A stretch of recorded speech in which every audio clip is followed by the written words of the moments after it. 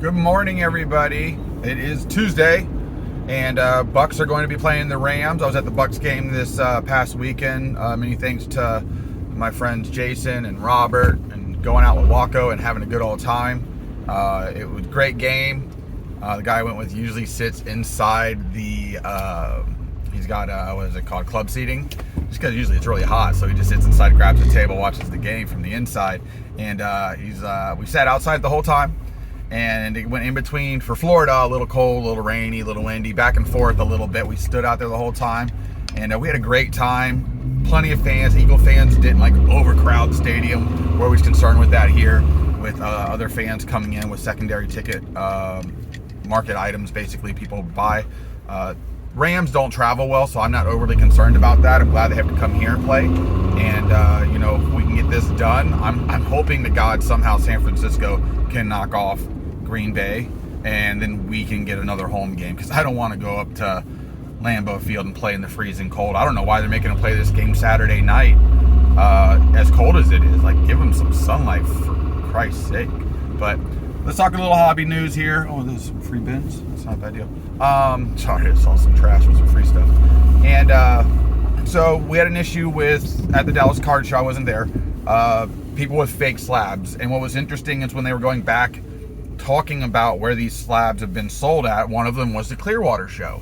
So at some point I've probably encountered these jabronis that were out there trying to get rid of fake cards, and there's probably people that have already bought some, and now they're questioning what they bought, and or having to go through some type of legal action, maybe, since they've arrested these guys.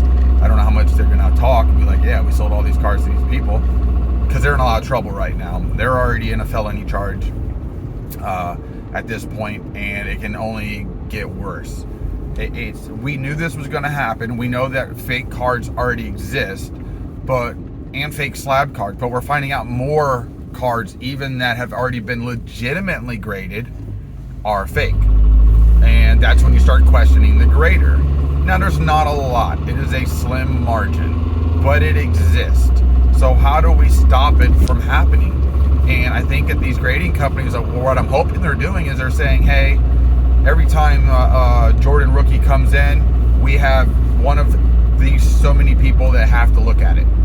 It cannot be approved until these people look at it, because they can tell the fake from the real, especially from a new person that has just got in the hobby and is grading cards for this company.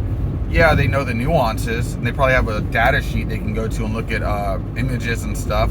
It's not the same as somebody physically looking at the card in person versus digitally. Yeah, you can see a lot digitally, pixel peep and stuff like that. I want somebody that has knowledge to grade my card. I've never even sent a card in for grading, but that is my biggest worry, is I'm gonna send it in, I'm gonna get this new guy or new-ish guy versus the guy that's been there forever and understands stuff.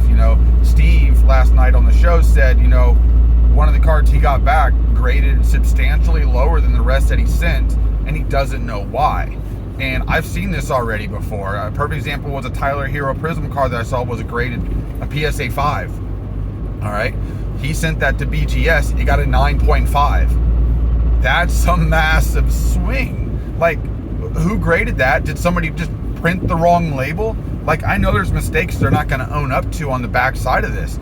And it just sucks as a consumer, because you're trusting these people. This whole thing is a third-party grading. Third-party grading is an opinion that you are supposed to trust based off of a set of rules that they create, and this is why I've always wanted a standard for grading across the board. It'll probably never happen, but if we had a standard for grading, I think we would all know what to expect. But you don't. It's the same thing when you have a PSA 9, you can cross it over to a BGS and get a 9.5 because of the way they grade with the subgrades and how everything equals out. So you can improve the value of your card by going to the lesser valued grading company all of a sudden to make your card worth more. And the hobby right now is driving me nuts with that type of stuff, because I feel like they're being a little naive to the fact of how things work, what things are valuable, and how good grading companies are. And we're not getting that transparency, I think. The market itself says PSA, PSA. We also have all these new people that are in the hobby that also only are introduced to PSA being king, when BGS used to be king, and SGC is king of certain things. Then you have CSG coming into the mix now. And I'm going to try and get out of this sun here. I'm going to return. But these things with the grading companies worry me, because I don't know which way the market's going to turn over time, because it will change. It will adapt. And I see that happening rapidly. I saw another new grading company coming out that's grading just Magic the Gathering, Pokemon type cards. They don't grade sports cards, but what do you, as a company like that, what are you trying to accomplish? I do actually kind of enjoy the slab too. It's very fun. I think it's like AMG A. It's a 4-letter thing. I'm going to go back and look at it again, but slab looks cool because the slab's colored. They use letters A minus, A plus, and then they have the 9, 9.5, or 10 with the subgrades or whatever it is, and it looked cool. The grade on the card's just big letter off to the side. It looks anime, but again, I'm not going to take that as, oh, these guys are great graders and the card's worth more because I trust their value. Why shouldn't we?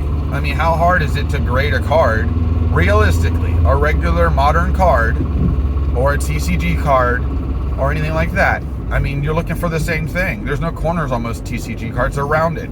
After that, you're looking for edging, chipping, centering, surface wear. I mean, it's pretty, in size, I guess, but it's pretty straightforward. This is where I think that, having that grading across the board where everything's pretty much the same makes a difference. I don't know. I mean, I still think Beckett's the hardest grade in the hobby, because to get a black label is less than 1%, and that honestly has value. If you ever think you could pull off a black label, you send it in to try and get it. All right, because what's going to happen? You'll get maybe a pristine 10 or a 9.5, or you miss something really bad and you're not. That's fine, but guess what? The subgrades are going to tell you what you missed. That transparency is huge, and the hobby wants transparency. At the end of the day, we want to know where our stuff is coming from, how something happened, why is this valued the way it is, why is this card this conditioned, supposedly. So that's just me ranting a little bit about the whole thing. I know everybody talks about it all the time. It is what it is. Card shows, there is a Tampa show, maybe not this weekend, but next weekend, that I'm going to probably go to. And then after that, I'll probably be going to the Atlanta show. I want to go back to the Seminole show too in February. I got to see when that is. It's usually, I believe, the big first Sunday of the month. So I'll probably have a couple shows before I go to the Atlanta show. I'll be staying with Flippin' Steve. And hopefully maybe Dakota can show up. That'd be cool. If all three of us are in one room. I don't know how Steve's going to be able to handle both of us if we if we get out of hand. But it's going to be fun. They're also going to get their first taste of being behind the table dealing. It's very exciting. Sometimes it can also be very depressing for a moment, because you don't know, especially the first day. The first day is really weird. I think usually that second and third day is where stuff really picks up.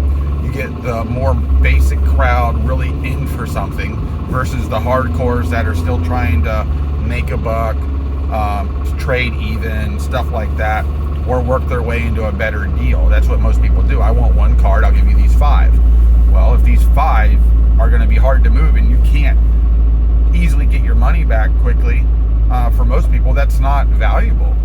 So that's why usually across the table there's a trade differential.